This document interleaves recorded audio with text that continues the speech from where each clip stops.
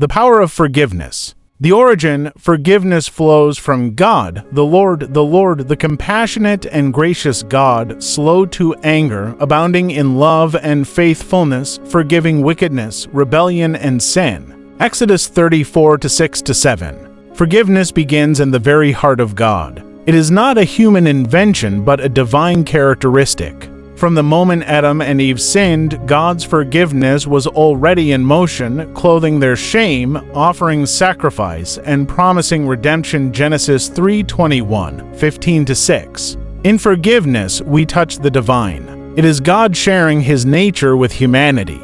The fulfillment, forgiveness through the cross. Father, forgive them, for they know not what they do. Luke 23:34. At the cross, forgiveness reached its highest expression.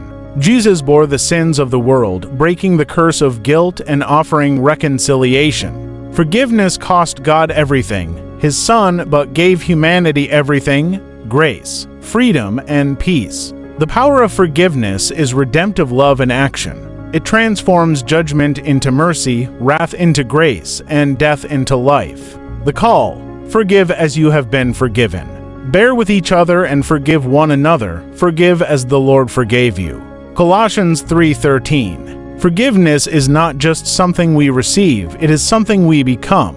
To forgive is to participate in the divine nature, to act as children of the Most High. When we forgive, we unleash spiritual power that heals hearts, restores relationships, and defeats the schemes of evil. The act of forgiveness is both obedience and liberation. It breaks chains and cycles of vengeance and opens doors for God's kingdom to manifest on earth. The result? Freedom, healing, and power. It is for freedom that Christ has set us free. Galatians 5:1. Forgiveness frees the offender and the offended. It heals unseen wounds. It releases the past into God's hands. It transforms bitterness into blessing.